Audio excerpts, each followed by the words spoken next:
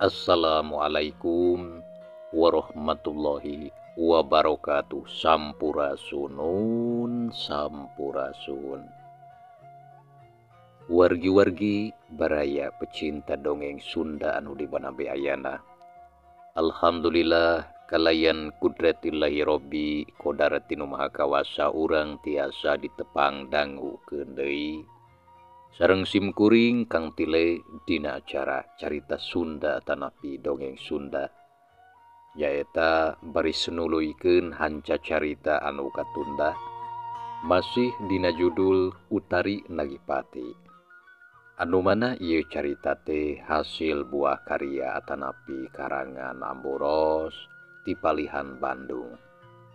Kasugri kaum dangu dina jujutan hanca carita anu katunda pedaran kang tile kasapi kuanci dina mangsa medarkeun kayan alam pabebeurang nyatana Kanjeng Ahmad anu parantos mulang ka imahna saatosna ngajajabkeun ningratna anu kapiuhan teh eta hanca teh mitranya. Sumangga atuh mitra kumaha lajenganana ieu carita langkung baos nama urang sami-sami Bandungan deui kusadayana.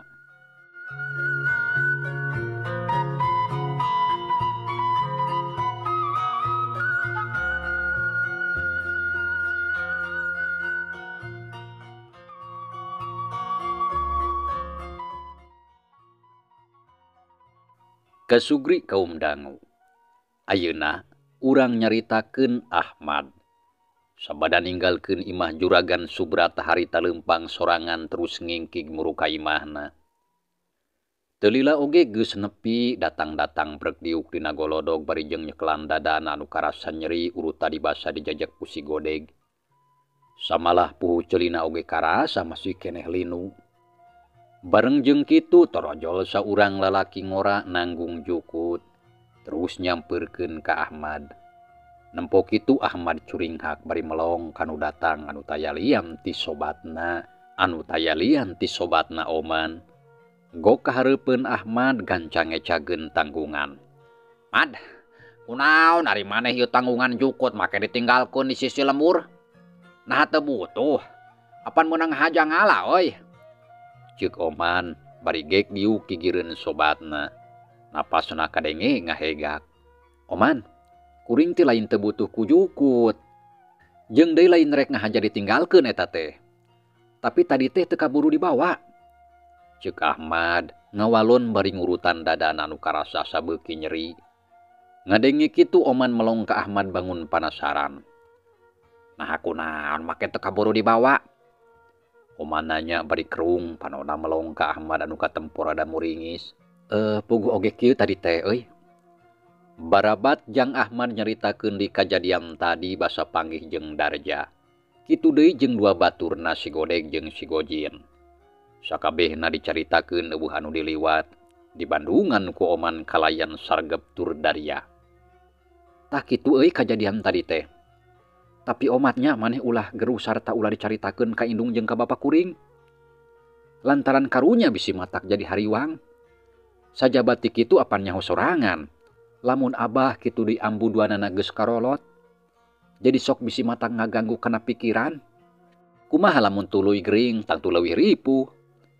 Jeung deui sakabehna geus dicaritakeun ka Juragan Subrata sarta geus menta dihampura." Ceuk Ahmad sabada rengse cacarita harita ngawawadianan ka Oman sangkan ulah ngomongkeun eta kajadian ka Basanip jeung Ambu Suminah anu jadi kolotna. "Nyaho gatuh ari kitu mah. Tangtu kuring oge moal cacarita. Jadi lamun kitu mah eta tilu manusa teh geus daratang di kalemurnya. Samalah geus tangtu maranehna teh bakal nyieun kaonaran.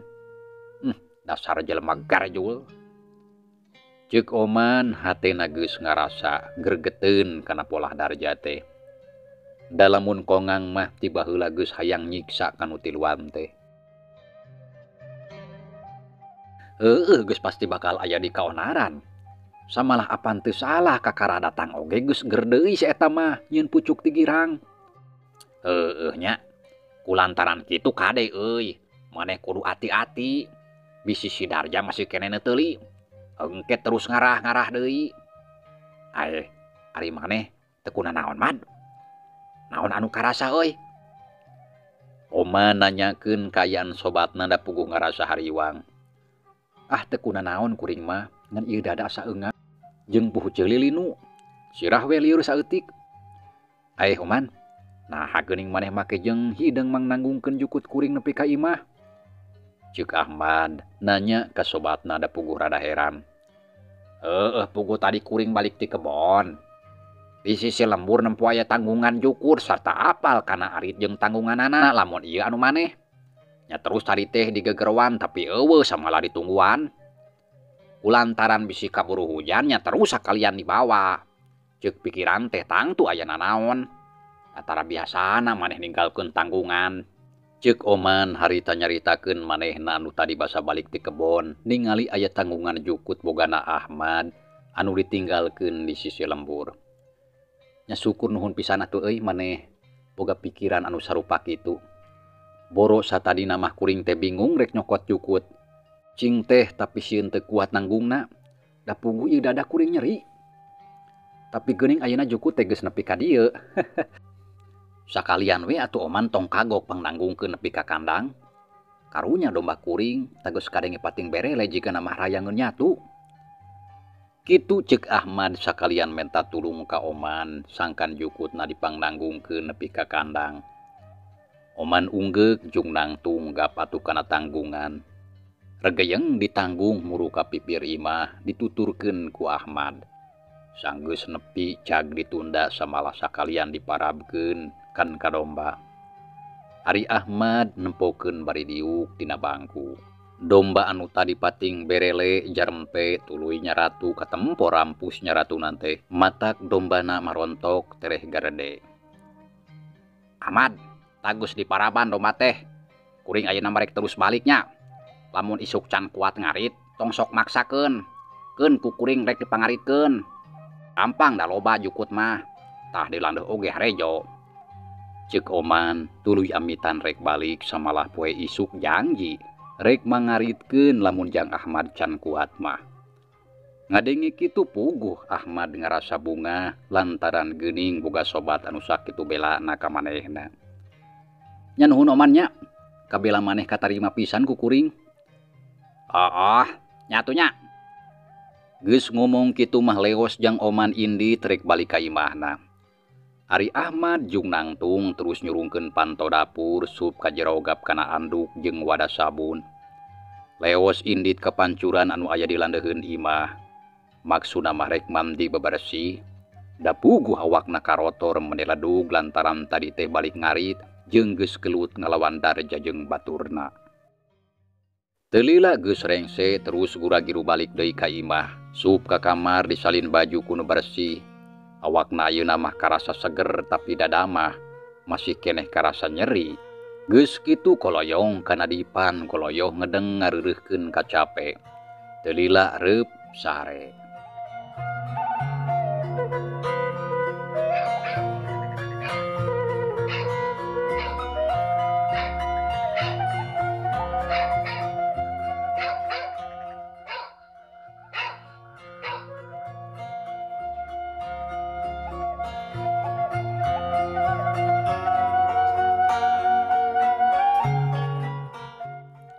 Kasugri kaum dangu. Jag tinggalkeun heula kayaan jang Ahmad teundeun sakedeung insyaallah kahareup baris kasampeur deui. Ayeuna urang malikan deui nyaritakeun darja jeung dua baturna anu satia, si Godeg jeung si Gojin. Sabada tadi ditinggalkeun ku jang Ahmad bari mawaneng rapna. Teu lila tiluana pating kuniang harudang lalaunan bari pating puringis. Samalah si Gojin mah bari ngelapan getih anu ngalai tina irungna. Da puguh ti kusruk kana taneuh garing. Ari si Godeg nangtung meuyegeung bari nyekelan kekemplongna anu nyeri jeung seueul. Kitu deui darja awakna karasa meuni nyarari jeung lalinu. Beungeutna oge katempo meuni barengep jeung harejo tapak panonjok Ahmad. Aduh, dasar setan kurang ajar. Titila si tukang suluh teh teu bisa dianggap enteng. Awak aing meuni nyariri kieu jeung ieu beungeut Meni barengap Dewi asa jeding. Duh, awas si Ahmad. Hiji waktu masih aku aing moal burung di ponaran. Ceuk Darja kukulutus berijeng muringi sakitu awakna geus karasaripu oge. Tapi angger bae ngunek-ngunek ka Ahmad anu jadi musuhna. Geus lah Darja. Tong kukulutus bae. Ayu mending oge ayeuna mah urang balik heula ka imah. Tapi kumaha nya kayaan adi maneh euy si Ratna. Lantaran tadi teh teu kahajah tonggongna kajejek ku cokor dewek. Ari si laing godeg. Kunanahaun tadi teh make jeung ngajejek adi aing sia koplok. Nah teu kadeuleu atawa kumaha? Ceuk Darja. Panonna mureleng ka si godeg manehna kacida keuheul. Da puguh dina hatena mah sanajan ukur ngan saeutik oge. Tapi masih keneh boga rasa nyaah kaneng Ratna adina. Sareta teu miharep lamun adina cilaka. Apan ceuk dewek oge teu dihaja. Lantaran basa dewek rek ngajejek si Ahmad, adi maneh ngadadak ngarontok kana awakna. Nya puguh bae jadikeun kana tonggongna. Tah kitu tadi teh. Aduh, kumaha sia lamun disuk adi aing kunanaon? Wah, motong hariwang. Ceuk dewek bah moal naon lah. Jabak we sakitu mah. Jeung debongan sorangan eta mah. Jadi lain salah dewek. Walon si godeg manehna embung lamun heug disalahkeun ku Darja. Gus lah, motong ngaromong wae lah. Hayu urang balik. Jeung deui teh kudu dipikah hariwang teuing adi maneh mah Darja. Da Gus tangtu ku kolot maneh bakal diubaran. Mending oge pikiran awak sorangan. Oh, bener Gojin. Pikiran bawak sorangannya. Ayo balik lah. Ceuk si godeg bari terus ngaleos pangheulana. Nya geus kitu mah anu duaan oge nuturkeun terus ngingkig baralik rek ngajugjug ka imah si godeg. Teu lila antarana tiluana geus narepi. Nggo kahareupeun imah tetela menitari iseun kawas anu eueuh eusian. Da puguh Mairoh mah tisaprak si godeg indit ka kota jarang aya di imah. Lantaran eueuh batur. Sajabati kitu geus kolot sarta awakna geus loba anu karasa. Jadi sok mindeng cicing di imah anakna nu awewe lanceukna si godeg.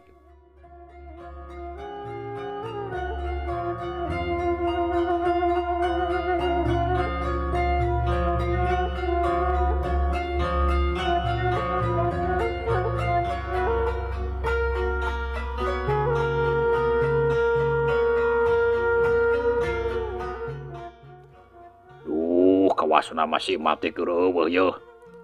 Ceuk si godeg bari uyup ayap kana luhureun panto neangan kunci. Da biasana mah tada dibabawa sok ditunda bae di dinya. Teu lila gorehel kunci teh kapanggih nya terus dicokot kolotrak reket berai muka panto.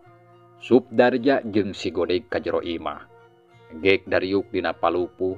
Ari si Gojin balik heula ka imahna rek nepungan indungna. Teu lila kojengkang si godeg ka dapur terus kurah koreh neangan dahareun. Nggo ka goah breh aya beas dina gentong. Nya terus dekul mirun seuneu maksudna mah rek naheur cai jeung ngaliwet da puguh geus lapar harayang dahar.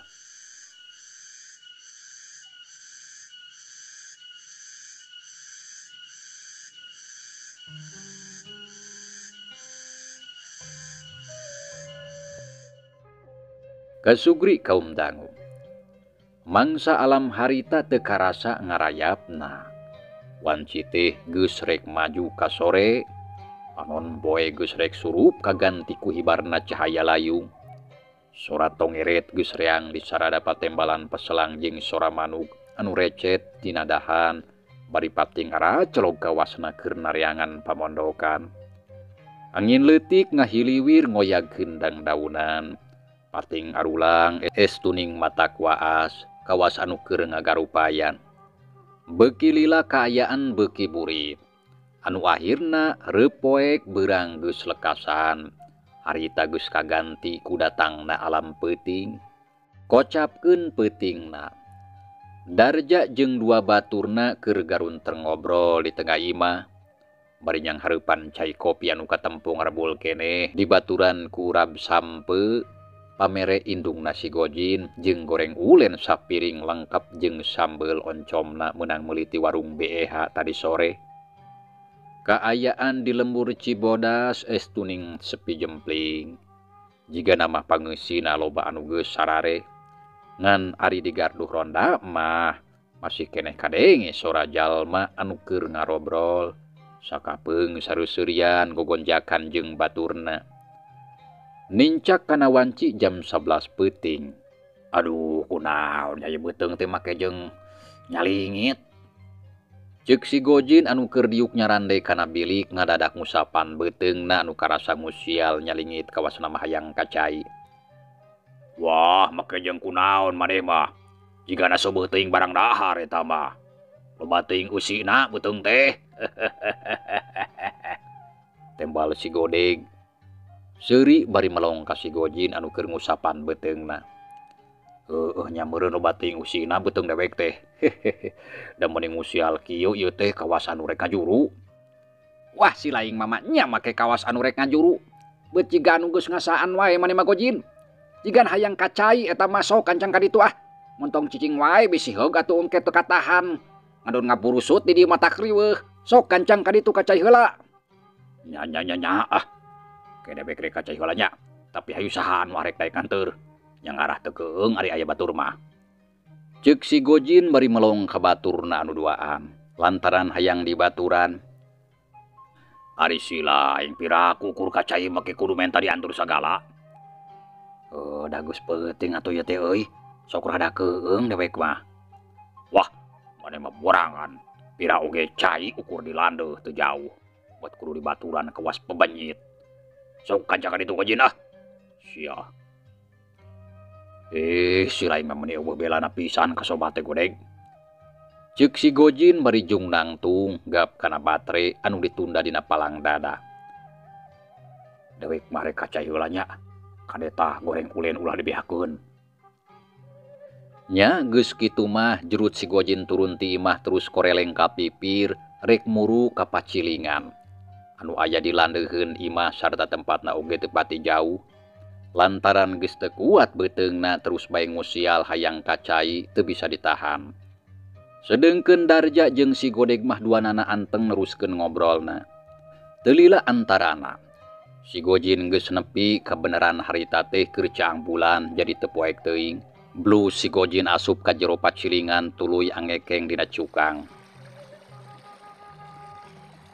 Kaayaan alam harita beuki peuting sora jangkrik gaangreang di sarada ditembalan ku sora bangkong di sisi balong. Anu reang kang kengkong, ya dina kaayaan kitu. Teu pupuguh hiuk angin sora ngagelebug siah ngaguru handaruan. Tatangkalan pating pelenoy kawas anu rek beunggas, kalakai garing rabeng hariber pating korosak. Ti kajauhan kadenge sora anjing babaung menimbalewung. Estuning mata keung meupeuskeun simpena alam peuting dibarengan ku sora manuk jurig anu teuing ti mana datangna. Ujug-ujug rabeng hariber hurilingan eta tempat. Lalai badot pating kalayang terus disarada pating carwit nambahan geeuman. Aya naon ieu teh ujug-ujug aya angin kawas kieu. Si Gojin anu harita keur aya di jero pacilingan ngadadak curing hak. Ngagerendeng ngomong sorangan bari terus ngadedengekeun sora angin jeung sora anjing anu babaung mata kukurayeun.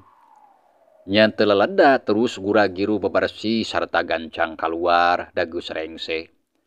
Gap kana batre tuluy ngingkig muru ka imahna. Lempangna semurusuh malah bari setengah lumpat lantaran hayang gancang nepi. Tapi bareng jeung kitu sarta teu kanyahoan datangna. Jeleg di hareupeun aya saurang tangtungan awewe anu make baju rok bodas ngabadegang halangan jalan. Rengkog si Gojin lengkahna teu kebat. Terus mundur bari mencrong kanu aya hareupeun. Waduh. Saeta. Si Gojin tumanya da pugu acan sidik kana rupana. Nya terus barasat nyorotkeun batre. Barang geus sidik lenyap hate si Gojin ngalenyap. Jajantung naratug awakna oge ngeleper sarta tuur jadi nyoroncod. Lantaran ayeuna mah jelas katingali pisan lamun anu aya hareupeun teh tayalian ti si jurig buntung anu sok mudag-mudag ka manehna. Tapi ari sirahna mah teu kaciri kawasna mah eueuh di dinya. Jujur. Si Gojin ngomong nagugup da puguh bakat ku soak. Terus calangap bari molotot. Gojin, yo aing datang ayeuna geus cunduk kana waktuna nencak kana mangsana. Aing baheula geus kedal sumpah rek nagipati ka manusa anu geus ngancurkeun kahirupan aing.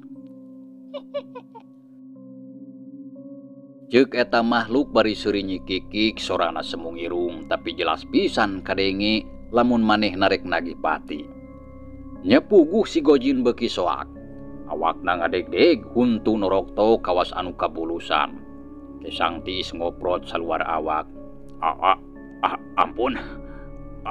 Ampun Utari. Kuring mah hayang keneh hirup. Cing karunya Utari. Naon sia Gojin? Dedengan teh cing karunya. Maruk si laing teh hayang depi karunya. Tapi naha atuh baheula saeutik oge si laing teu boga rasa karunya ka aing. Kalah pipiluan ngaruksak kahormatan aing. Taku lantaran kitu dina peuting ieu geus jadi katangtuan pikeun si laing. Kudu jadi pangusi talaga babarengan jeung aing.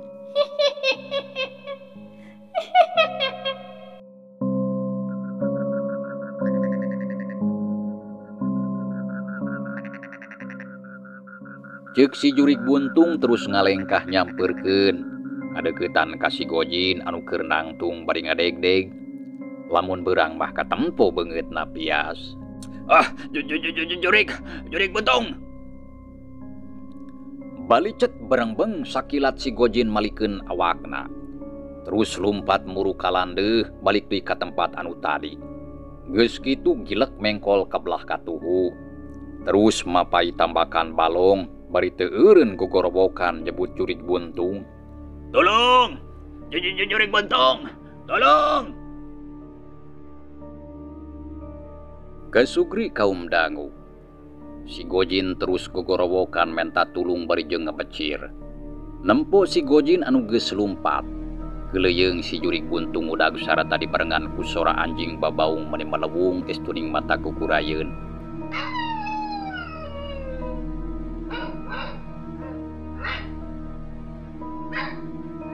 Cag urang tunda si Gojin anu harita keur ngabecir lumpat lantaran diudag-udag ku si jurig buntung. Ayeuna urang nyelang nyaritakeun kayaan Darja jeung si Godeg anu keur araya di imah. Basa si Gojin ngagorobok ti landeuh sorana kadengeun ku baturna anu dua. Da puguh tempatna teu pati jauh. Sajabat ti kitu aya dina kayaan peuting anu keur mehjeuna sepi jempling. Nya atuh barang ngadenge sobatna gogorobokan menta tulung. Dua nana menicuring hak bari silih reret ngadedengekeun kayaan di luar anu ngadadak jadi mata keueung jeung mata kukurayeun. Wadeg, tah dengekeun, beut kabasora si Gojin menta tulung. Ceuk Darja bari dangdak dengdek lantaran hayang jelas. Jasora si Gojin eta mah moal salah menta tulung, tapi naha kunaon nya si Gejul teh ngareurewas. Hayu urang tempo euy. Nya hayu. Nah kunaon cenah manehna teh? Ceuk Darja bari jung nangtung terus muru kana panto. Reket berai panto muka hiuk angin ngegelebug nembak kana awak. Jurut turun kaburuan teu poho nutupkeun heula panto terus duanana ngagedig muru ka landeuh.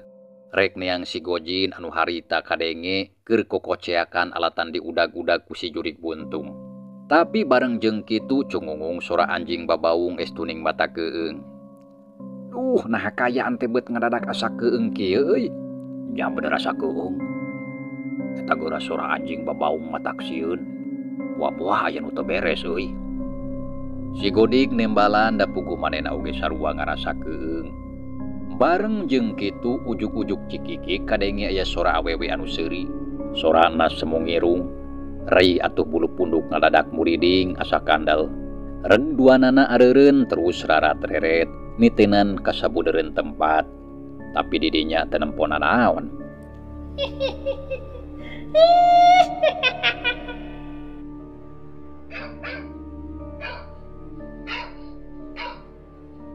Darja, ai anu sori oi kadenge teh kumaneh. Ceuk si Godeg bari ngalieu ka tukang. Beungeutna katara pias lamun beurang mah. Atena ngadadak tagiwur teu puguh rasa, loba kamelang jeung kahariwang. Heuh, kadenge ku dewek oge euy tapi sahanya. Aduh, eta mah beut asa sora si eta euy. Tembal si Gode kadenge sorana rada ngageter. Sora si eta teh sora saha euy? Sora si Jurig Hulung. Si Gode ngawalon, da puguh manehna mah geus rada wauh kana sora seurina.